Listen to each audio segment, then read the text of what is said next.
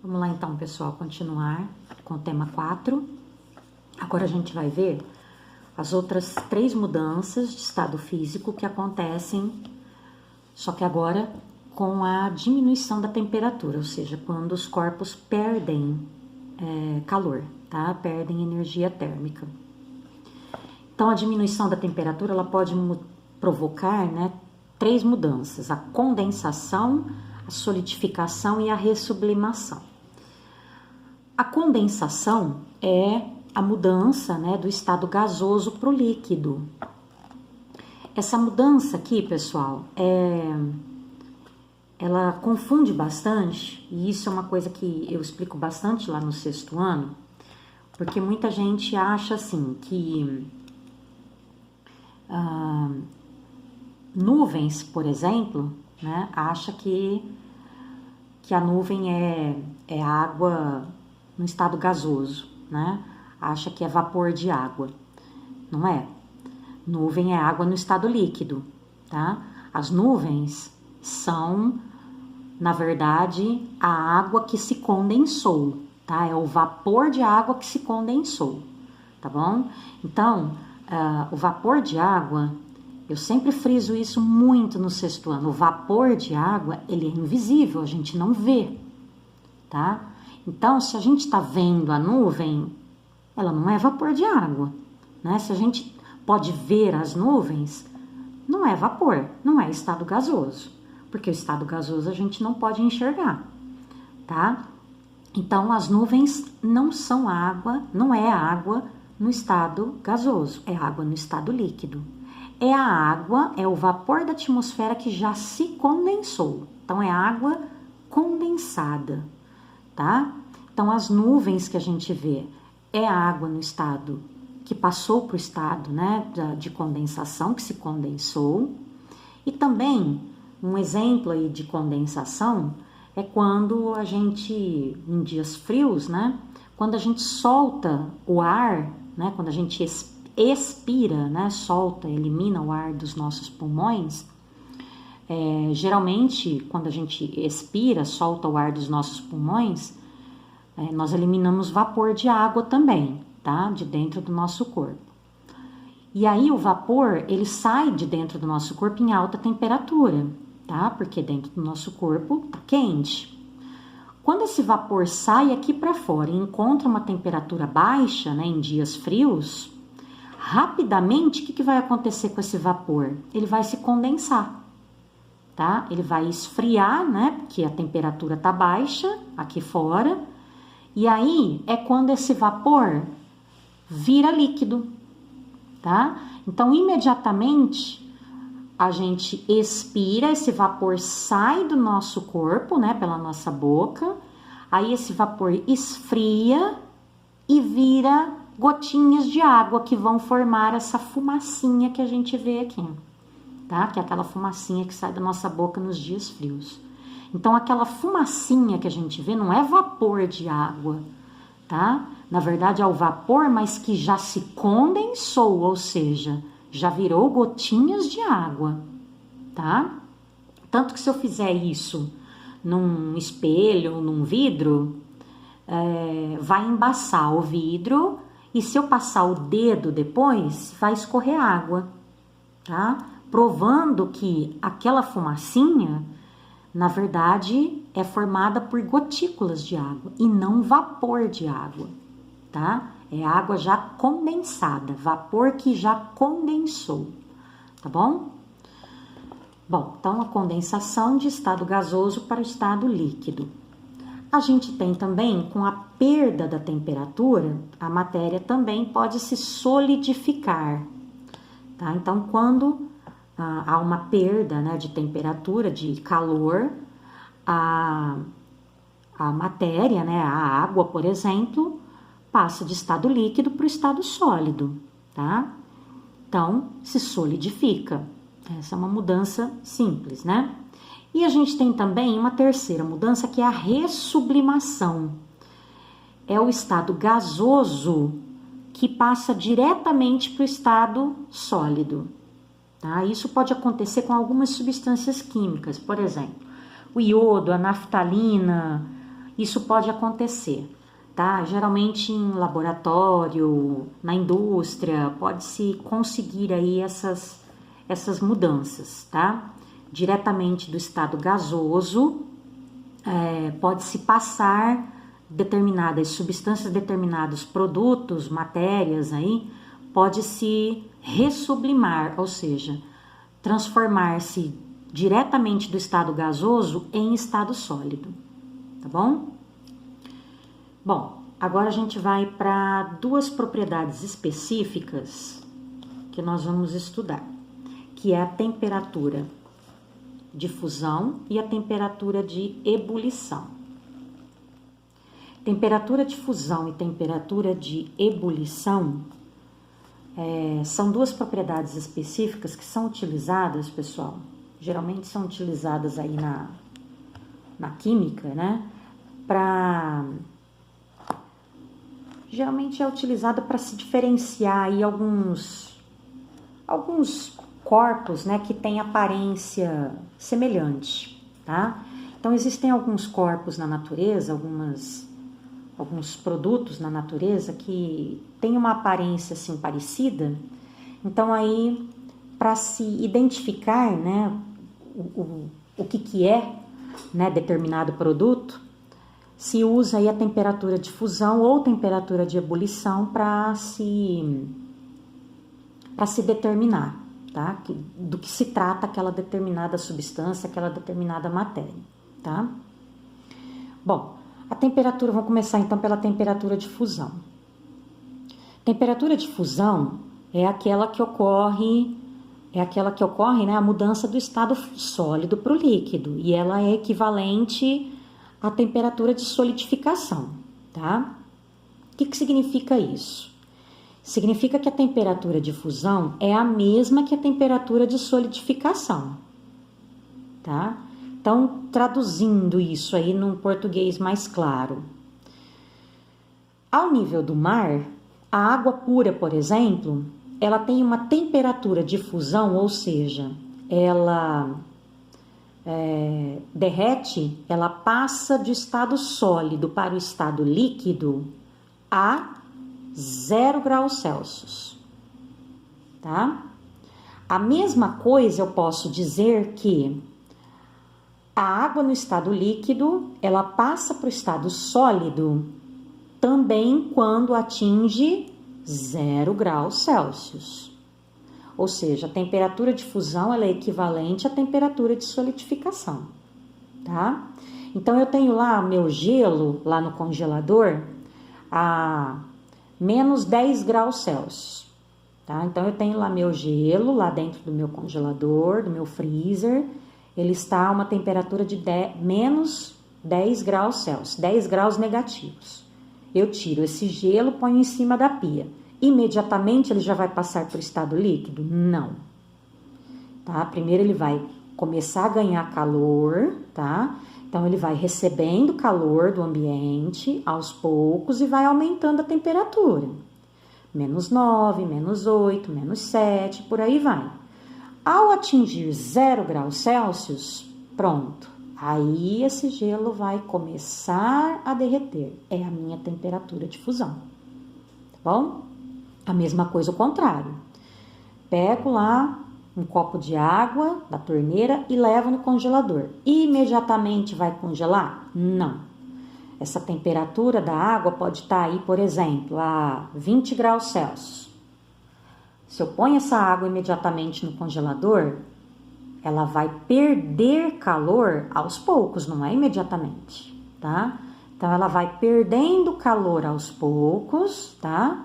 E aí, quando chegar a 0 graus, aí ela vai começar, então, a congelar, tá bom?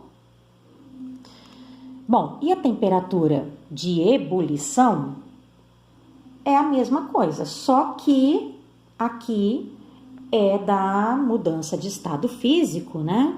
De líquido para gasoso, tá? Então, é aquela mudança, né? Aquela mudança que acontece, a temperatura de ebulição é aquela mudança que acontece do estado líquido para o gasoso. E equivale também à temperatura de condensação, tá?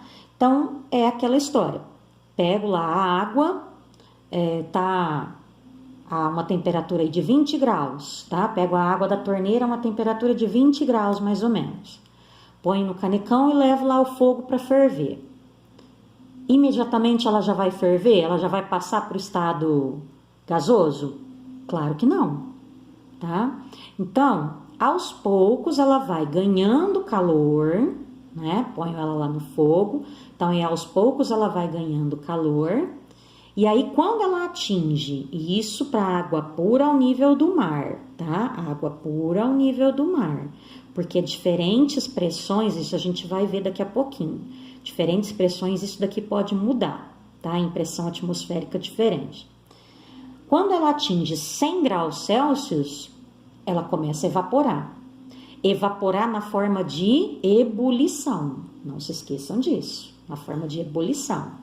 Aí ela começa então a ferver, a formar as bolhas, tá bom? Bolhas. Porque a água ela também pode evaporar na forma lenta, que é a evaporação, tá bom? Mas aqui a gente tá falando especificamente da temperatura de ebulição, tá bom?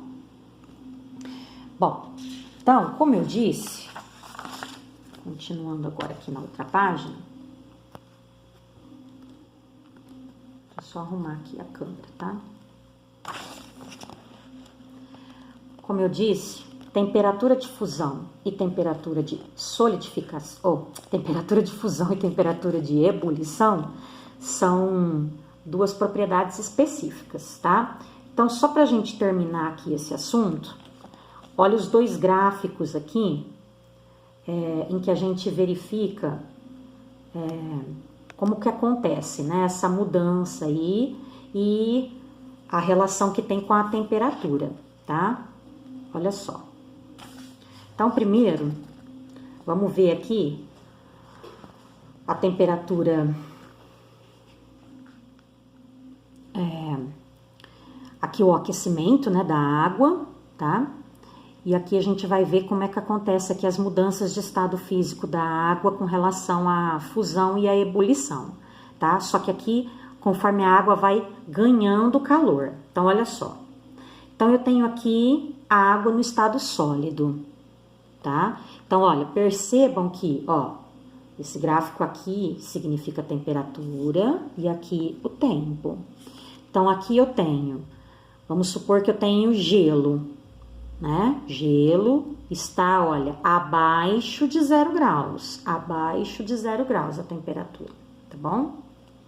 Aí, conforme vai ganhando calor, o gelo, ao atingir 0 graus, acontece, então, olha lá, a temperatura de fusão, tá? Conforme essa água vai ganhando, enquanto isso, ó, tá no estado líquido, conforme ela vai ganhando mais calor, olha, tá aumentando a temperatura e passando o tempo, ganhando mais calor.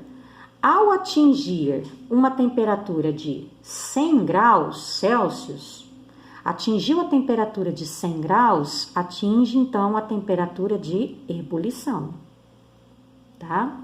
Atingiu a temperatura de ebulição, ela começa então a evaporar. E aí ela já está então no estado gasoso, olha só. E a temperatura pode continuar a aumentar também, tá bom? Aqui já é o contrário. No outro gráfico é o resfriamento da água. Então a gente tem, olha, a mesma coisa, o gráfico aqui, a temperatura e aqui com relação ao tempo, tá? Então a gente começa com a água no estado gasoso, em alta temperatura, tá? Diminuindo-se a temperatura, né, do vapor da água, diminuindo-se a temperatura do vapor da água, ao atingir 100 graus Celsius, olha, o vapor se condensa. É a temperatura de condensação, tá? Então, já se transforma em água no estado líquido. Aí, essa água no estado líquido vai perdendo mais calor. Tá resfriando, olha, é o resfriamento. Isso é tudo feito, isso pode ser feito, pessoal, tudo isso que está sendo mostrado aqui tudo pode ser feito em laboratório, tá? Isso aqui não tem como a gente fazer em casa, não, em laboratório, tá bom? Aí, se resfriando mais ainda essa água, olha, vamos perdendo mais calor, perdendo calor.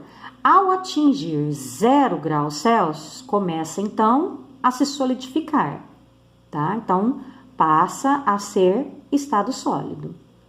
E aí, pode-se diminuir cada vez mais, então, resfriando cada vez mais essa água, vai diminuindo cada vez mais a sua temperatura. Essa água que já está no estado sólido, tá bom? Isso é um fenômeno que pode ser feito aí em laboratório, em experiências químicas aí em laboratório, tá bom? Pra gente encerrar, nós vamos ver então agora a influência da pressão atmosférica na mudança de estado físico, tá? Porque a pressão, ela também influencia, além da temperatura, tá? Além da temperatura, do ganho ou da perda de calor da matéria, né? Nas partículas que formam a matéria, a pressão atmosférica também vai influenciar, tá? A gente já viu lá no 6º ano, de novo, a gente vai voltar, né? Lá no 6º ano, a gente já viu que a pressão atmosférica, ela varia conforme a altitude, tá? Então, quanto mais alto um lugar, quanto maior a altitude, menor é a pressão atmosférica do ar, tá? Então, quanto mais a gente sobe numa determinada montanha, quanto mais alto um lugar, menor é a pressão dos gases, né, do ar sobre aquele lugar, tá bom? Então, quanto maior a altitude, menor a pressão atmosférica. Quanto menor a altitude, maior a pressão atmosférica, certo? A gente considera como o lugar mais baixo do planeta, a gente considera ao nível do mar, tá bom? Então, olha, a pressão atmosférica, ela diminui, como eu acabei de falar, ela diminui à medida que aumenta a altitude.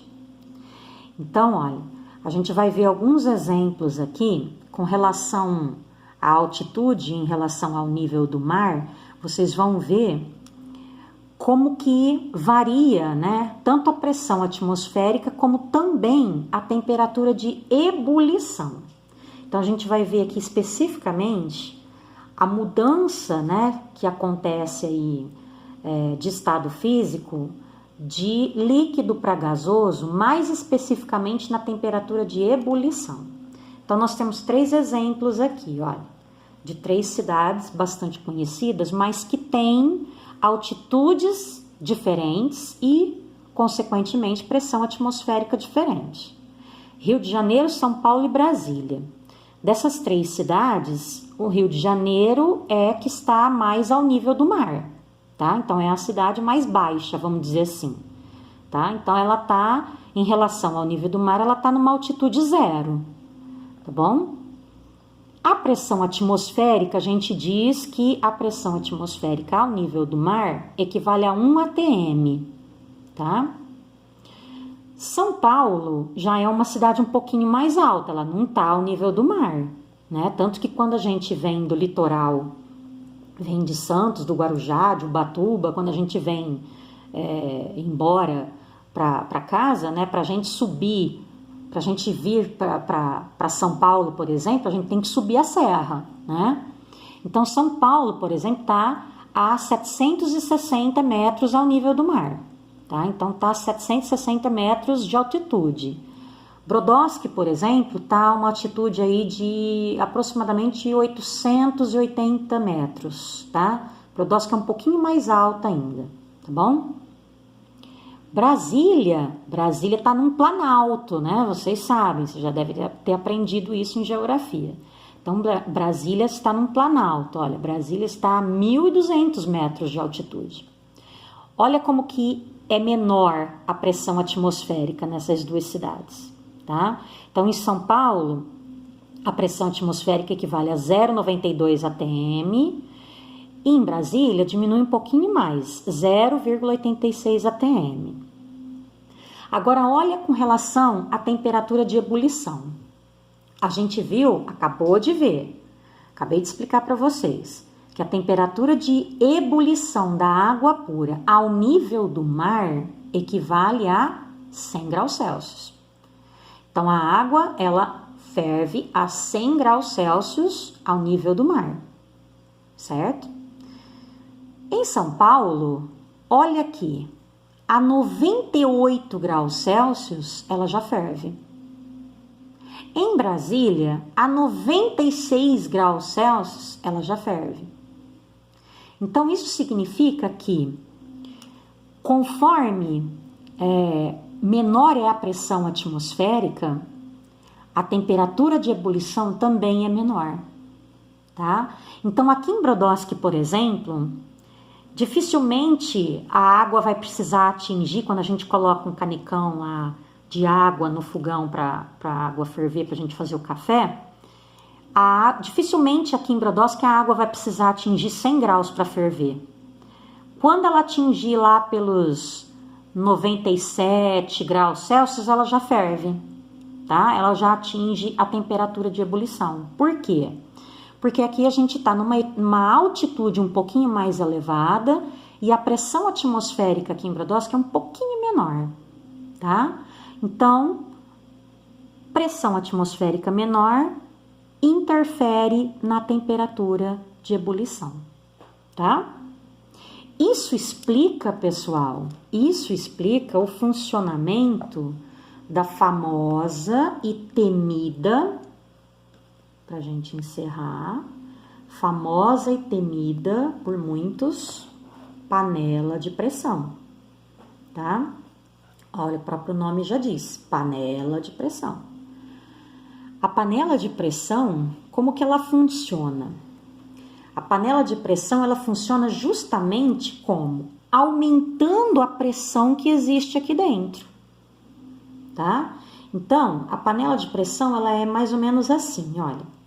Ela é feita com uma estrutura, né, uma tampa, que funciona como um encaixe, né, que vai fechar ela hermeticamente, ou seja, ela vai fechar completamente, tá? Não é uma tampa daquelas simples que a gente só encosta, né, a gente só põe a tampa assim na panela e só encosta, só fica encostada, não. Por isso que ela tem essa alavanca aqui, né, pra gente prender aqui e aqui também essa alcinha, né, pra gente fixar aqui no cabo, né, pra poder ela ficar assim, hermeticamente fechada, tá? Então, todo esse interior aqui dentro da panela de pressão, ele vai ficar completamente fechado, tá? Sem contato com o ar exterior. Aí, ela tem essa válvula, né, e essa válvula, ela tem um furinho, que é por onde vai sair um pouquinho do vapor que se cria aqui dentro, tá? Conforme a gente, depois que põe a água, você põe no fogo para ferver, né? Com o alimento ali para cozinhar, vai sair um pouco do vapor que se forma aqui dentro. Por quê? Porque se não sair um pouquinho desse vapor, a pressão aqui dentro aumenta tanto que ela corre o risco de explodir, de estourar, tá?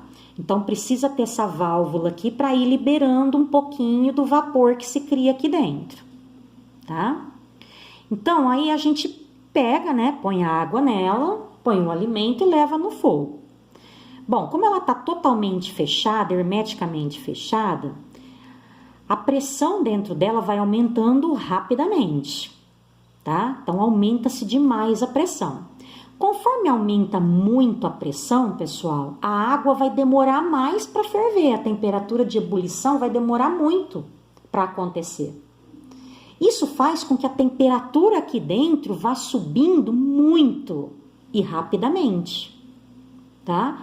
É isso que faz com que os alimentos, o quê? Cozinhem mais rápido.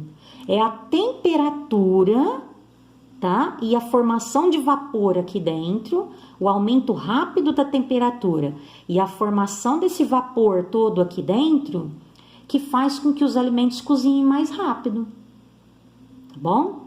A temperatura de ebulição, gente, quando a água vai ferver aqui, geralmente só quando atingir 110 graus, tá? Então a água demora muito para ferver aqui, tá? Mas isso não importa, porque a temperatura aqui dentro, só pela formação do vapor, já tá altíssima. E é isso que interessa para o cozimento dos alimentos, tá? Para cozinhar o alimento, é a temperatura alta que é necessária, é o vapor. Tanto que é o cozimento no vapor que é importante, tá? E aí a gente precisa então dessa válvula de escape aqui, de um pouquinho, né? Para se escapar um pouquinho desse vapor, porque senão corre-se o risco dela explodir, tá bom? Quando se acaba, né, o cozimento, a gente desliga o fogo, né? E aí, você pode abrir ela imediatamente? De jeito nenhum, você corre o risco de morrer desse jeito, né? Por quê? Porque a pressão lá dentro tá altíssima ainda, assim que você desliga o fogo. Então, o que você tem que fazer? Você tem que ir mexendo nessa válvula, né? Vai mexendo nela, para fazer com que o vapor que tá aqui dentro, né? Vá saindo, né? Um pouquinho. Conforme esse vapor vai saindo, aí a pressão aqui dentro vai diminuindo. Conforme essa pressão vai diminuindo, aí sim eu posso então abrir essa panela. Como que eu percebo que a pressão aqui diminui? Quando parar de sair o vapor aqui, parar de sair aquela fumaça. Lembrando que aquela fumaça que sai aqui, o vapor que sai pela válvula, o vapor ao sair aqui fora, imediatamente ele já se condensa, por isso que a gente vê aquela fumacinha, tá? Não é que a gente tá vendo o vapor, é o vapor que tá saindo, porém, quando ele sai aqui fora, ele já se condensa, tá bom? Já vira aquela fumacinha que é água líquida, certo? Então é isso, pessoal. Com isso a gente encerra, então, a aula dessa semana, o tema 4, e assim a gente encerra a unidade 1. Espero que vocês tenham entendido. Qualquer dúvida, qualquer curiosidade que vocês queiram aí esclarecer, se não entendeu alguma coisa, mesmo que não seja das atividades que vocês queiram perguntar, professora, eu vi o vídeo, mas eu não entendi aquela parte e tal, pode me perguntar, pode me mandar mensagem, tá? Me perguntar que eu explico de novo, tá bom? Um abraço para todos, até a próxima aula.